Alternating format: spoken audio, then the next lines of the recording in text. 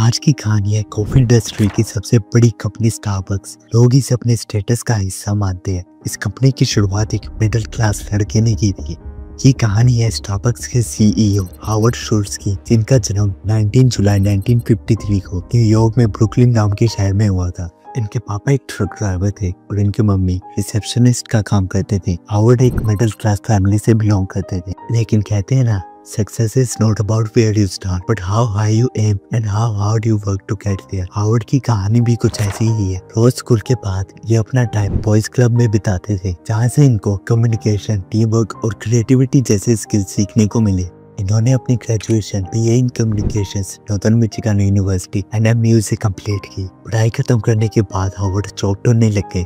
पहली जॉब इन्होंने उस कंपनी में सेल्समैन बनकर की। जो कॉन्फिडेंस और कम्युनिकेशन स्किल्स उन्होंने बॉयज क्लब में सीखा था, वो यहाँ काम आ रहा था। 1979 में इन्हें Swedish kitchenware manufacturers US subsidiary में जनरल मैनेजर की पोजीशन पर रिक्रूट किया गया, जिसमें ये कॉफी मशीन्स की मैन्युफैक्चरिंग ऑपरेशन को संभालते थे। यहाँ काम करके हावर्ड को कॉफी इंडस्ट्री के बारे में काफी अच्छी नॉलेज गेन हो गई थी। 1985 में हावर्ड स्टारबक्स नाम की कॉफी कंपनी में एक बिजनेस मीटिंग के लिए गए थे। हावर्ड की कमाल की स्किल्स और नॉलेज को देखकर 1982 में स्टारबक्स ने हावर्ड को अपनी टीम में रख लिया। हावर्ड कुछ सामान खरीदने इटली में गए थे। उन्होंने वहां पर एस्प्रेसो कॉफी बार कल्चर को एक्सपीरियंस किया, जहां पर उन्होंने ऑब्जर्व किया कि इन बार्स में सिर्फ कॉफी को नहीं बेचा जा रहा, बल्कि एक एक्सपीरियंस को बेचा जा रहा है। यहाँ कॉफी को एक आर्ट फॉर्म की तरह देखा जाता है और यहाँ के लोग लगभग रोज कॉफी पीना पसंद करते हैं। हावर्ड ने एक और काफी इंटरेस्टिंग चीज नोटिस की। यहाँ पर लोग सोशल गैदरिंग, बिजनेस मीटिंग और ब्रेक लेने के लिए आते हैं और यहाँ की हॉस्पिटैलिटी और एम्बियंस भी काफी अच्छी फील दे रहा था। हावर्ड को यहाँ का थर्ड प्लेस कॉन्सेप्ट भी काफी अच्छा लगा, जिसका मतलब है कि एक ऐसी जगह जहाँ पर आप रोज आ सकते हो अपने ऑफिस और घर की तरह। हावर्ड को पता चल गया था कि इस बिजनेस मॉडल में पोटेंशियल तो है, और अमेरिका में ऐसा एक भी बिजनेस मॉडल नहीं था उस टाइम पर। जब वो इटली से वापस अमेरिका में पहुंचे, तब उन्होंने स्टारबक्स के ओनर जेरी बोल्डविन और गॉर्डन वॉकर को एस्प्रेसो बेवरेजेस बेचने के लिए भी कहा। इससे पहले स्टारबक्स सिर्फ whole bean coffee, leaf teas और स्पाइसेस जैसे रॉ मटेरियल्स बेचता था, जो कॉफी बनाने के लिए काफी जरूरी होते थे। स्टारबक्स के ओनर ने हावर्ड को एस्प्रेसो बार के कॉन्सेप्ट को एक स्टोर में ट्राई करने की परमिशन दे दी और ये आइडिया काफी सक्सेसफुल भी हो गया। लेकिन एस्प्रेसो मशीन्स की कॉस्ट काफी ज्यादा हाई थी और अमेरिकन्स में कॉफी ज्यादा पॉपुलर भी नहीं थी, जिस वजह से बोल्डविन और वॉकर ने इस कॉन्सेप्ट पर काम करने से मना कर दिया। लेकिन हावर्ड के दिमाग में तो कुछ और ही चल रहा था। वो ऐसे फेलियर से रुकने नहीं वाले थे। उन्हें अपने आइडिया पर पूरा कॉन्फिडेंस था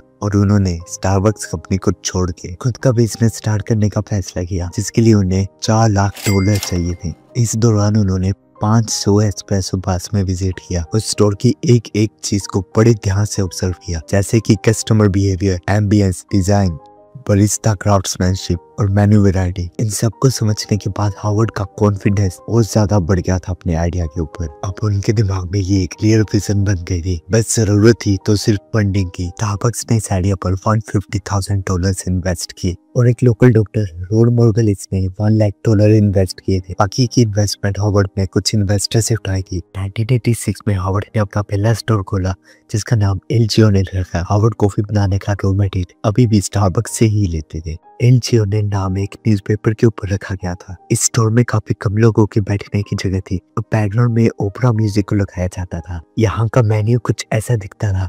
2 साल के बाद स्टारबक्स की टीम ने हावर्ड को स्टारबक्स की रिटेल यूनिट $3.8 मिलियन में बेच दी। हावर्ड ने एल.जी. का नाम चेंज करके स्टारबक्स रख दिया और पूरे यूनाइटेड स्टेट्स में काफी तेजी से एक्सपैंड करने लगे। 1992 में स्टारबक्स ने इनिशियल पब्लिक ऑफरिंग (IPO) को लॉन्च किया, जिससे कंपनी में $271 मिलियन आ गए।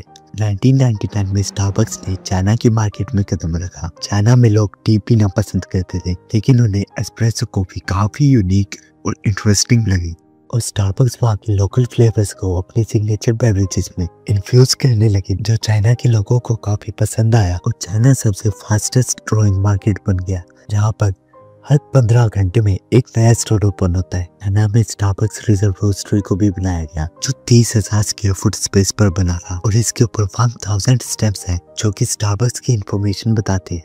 कस्टमर्स यहाँ पर कॉफी के बनने के प्रोसेस को भी देख सकते हैं और यहाँ के एक्सपीरियंस को चाइनीज कस्टमर के हिसाब से बनाया गया है।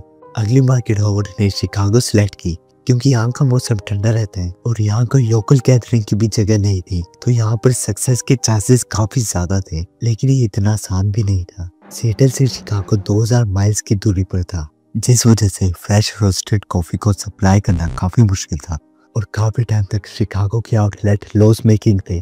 लेकिन फिर शिकागो का एक रिटेल एक्सपर्ट स्टारबक्स की टीम को ज्वाइन कर लेता है और डार्क रोस्टेड कॉफी को लॉन्च करने की एडवाइस देता है। ये आइडिया काफी सक्सेसफुल होता है। 1996 से 2006 के बीच में स्टारबक्स आउटलेट 1000 से 13,000 तक बढ़ते हैं। लेकिन इस ग्रोथ के साथ एक सैक्रिफाइस भी था। सारे आउटलेट्स में एफिशिएंसी को बढ़ाने के लिए ऑटोमेटिक एस्प्रेसो मशीन्स को लगा दिया गया, जिस वजह से कस्टमर्स कॉफी के बनने के प्रोसेस को देख नहीं पाते थे और बीन्स को ग्राइंड करने पर एक काफी अच्छा अरोमा फील होता था। वो भी टेक्नोलॉजी यूज करने की वजह से बंद हो गया। हावर्ड का सपना था कि सिर्फ ऑथेंटिक ड्रिंक्स प्रोवाइड करनी है जो होल मिल्क से बनती थी, लेकिन कस्टमर्स का ये क्लियर कहना था कि उन्हें नॉन फैट मिल्क की ऑप्शन चाहिए। लेकिन हावर्ड के हिसाब से नॉन फैट मिल्क से बेवरेजेस का टेस्ट खराब हो जाएगा। हावर्ड के इस फैसले से कस्टमर्स काफी कम हो गए थे। ये देखकर हावर्ड काफी डिसअपॉइंट हुए और उन्होंने अपना फैसला बदल दिया और कुछ ही महीनों में सारे स्टोर्स में नॉन फैट मिल्क के ऑप्शन को अवेलेबल करवा दिया। और उस दिन से स्टारबक्स ने कस्टमर्स के लिए जस्ट से यस पॉलिसी को अडॉप्ट कर लिया। स्टारबक्स ने कस्टमर के लिए the Starbucks loyalty program launch किया, जिसमें जब कस्टमर कुछ खरीदते थे तो उन्हें स्टार्स मिलते थे और कस्टमर उन स्टार से फ्यूचर में कोई भी फूड या ड्रिंक को परचेज कर सकते थे किसी भी स्टारबक्स स्टोर से। इस प्रोग्राम में 24 मिलियन से ज्यादा एक्टिव यूजर्स हैं। स्टारबक्स ने कस्टमर एक्सपीरियंस बढ़ाने के लिए अपने एम्प्लॉयज, जिन्हें बरिस्ता कहते हैं, उनकी ट्रेनिंग में काफी ज्यादा पैसे इन्वेस्ट किए, जिसमें उन्हें सिखाया जाता है कि कस्टमर एक्सपीरियंस को अच्छी कम्युनिकेशन स्किल से कैसे इम्प्रूव किया जाए। इसमें बरिस्ता कस्टमर के नाम याद रखते थे और उनकी पसंद के हिसाब से ड्रिंक बनाते थे। स्टारबक्स बरिस्ता ओलंपिक नाम के इवेंट को कंडक्ट करती है, जिसमें पूरी दुनिया के सबसे टैलेंटेड बरिस्तास आते हैं और अपनी स्किल को दिखाते हैं। यहाँ पर कॉफी ब्रूइंग और लाते आर्ट जैसे कंपटीशन को कंडक्ट किया जाता है। इससे ओवरऑल स्टारबक्स के जो बरिस्तास होते हैं, उनकी कॉफी बनाने की स्किल काफी इम्प्रूव हो जाती है। इन सब के साथ साथ स्टारबक्स अपने डिजाइन को भी इम्प्रूव करता गया। स्टार्टिंग में स्टारबक्स पैकेजिंग के लिए नॉर्मल ब्राउन बैग्स को यूज करता था, लेकिन डिजाइन को इम्प्रूव करने के लिए बैग्स के ऊपर स्टैंप लगाने लगे। हर स्टैंप्स अलग अलग इंफॉर्मेशन कैरी करती थी कि ये कॉफी बीन्स कहाँ से आई है और ये स्टैंप्स अपीयरेंस के लेवल पर काफी आर्टिस्टिक होती थी। पैकेजिंग को और ज्यादा बेहतर बनाने के लिए ब्लू नोट ब्लेंड टेक्नोलॉजी का इस्तेमाल किया गया, जिसमें पैकेजिंग के ऊपर प्रिंटेड ग्राफिक्स होते थे जो काफी ज्यादा आई कैचिंग होते थे और ज्यादा से ज्यादा इंफॉर्मेशन कैरी कर सकते थे। स्टोर का इंटीरियर डिजाइन स्टार्टिंग में काफी सिंपल था और बैठने की जगह भी काफी कम थी। बिजनेस के एक्सपैंड होने के साथ साथ वुडन और मेटल की चेयर को बढ़ा दिया गया और इंटीरियर डिजाइन को लोकल कम्युनिटीज के कल्चर के हिसाब से डिजाइन किया गया। ये करने से स्टारबक्स के प्रॉफिट काफी ज्यादा बढ़ गए थे। एक स्टफ्ड पर्पल आर्म चेयर हर स्टोर में पड़ी होती थी। ये चेयर काफी ज्यादा कंफर्टेबल होती थी, जिस पर बैठकर आपको घर जैसी फील आती थी। ये आइडिया काफी रेवोल्यूशनरी था, लेकिन इसकी मेंटेनेंस काफी ज्यादा थी और इसका कपड़ा आसानी से फट जाता था, जिस वजह से चेयर को हर स्टोर से हटा दिया गया और साल 2000 के बाद ये चेयर ऑलमोस्ट हर जगह से हट गई थी। ये आइडिया काफी आइकॉनिक था, लेकिन प्रैक्टिकली पॉसिबल नहीं था। हावर्ड ने अपने पापा को एक अनस्टेबल जॉब करते हुए देखा था, इसलिए हावर्ड एक पीपल फोकस्ड कंपनी बनाना चाहते थे, जिसमें कंपनी के एम्प्लॉयज को पार्टनर की तरह ट्रीट किया जाएगा ताकि वो वैल्यूएबल फील करे। रिटेल इंडस्ट्री में स्टारबक्स पहली ऐसी कंपनी थी जो फुल टाइम और पार्ट टाइम दोनों एम्प्लॉयज को एडिशनल बेनिफिट्स देती थी, जैसे कि health coverage, stock options, regular basis पर फ्री स्टारबक्स कॉफी और हर हफ्ते स्टारबक्स के प्रीमियम प्रोडक्ट्स एम्प्लॉयज अपने घर पे ले जा सकते थे। स्टारबक्स अर्ली 2000s में काफी तेजी से एक्सपैंड कर रहा था।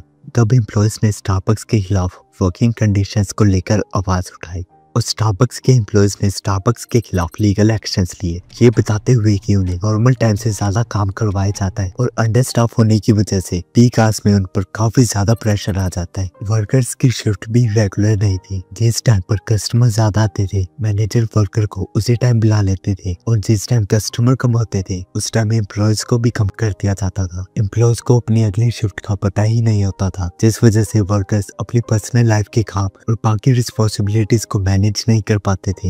इन सब प्रॉब्लम्स की वजह से सारे वर्कर्स ने मिलकर स्टारबक्स के खिलाफ लॉ सूट फाइल कर दिया। हावर्ड ये सब देखकर काफी ज्यादा डिसअपॉइंटेड थे। उन्होंने ये केस $100 मिलियन में सेटल कर दिया और कहा कि they have lost our way, but we can fix it. It starts by listening to our partners. Howard अपने एम्प्लॉयज मतलब पार्टनर्स के साथ बैठे और उनकी सिचुएशन को समझा। ओवरवर्क की प्रॉब्लम को खत्म करने के लिए कंपनी की एम्प्लॉय वर्किंग पॉलिसी में वर्किंग आवर्स को फिक्स किया गया। हावर्ड ने बीनस्टॉक प्रोग्राम को भी इंट्रोड्यूस किया, जिसमें एम्प्लॉयज को ज्यादा से ज्यादा कंपनी के शेयर्स मिलते थे, और कॉलेज अचीवमेंट प्लान को भी इंट्रोड्यूस किया, जो कि अरिजोना स्टेट यूनिवर्सिटी के साथ पार्टनरशिप में था। इस प्रोग्राम में स्टारबक्स अपने एम्प्लॉयज की 100% फीस पे करते थे।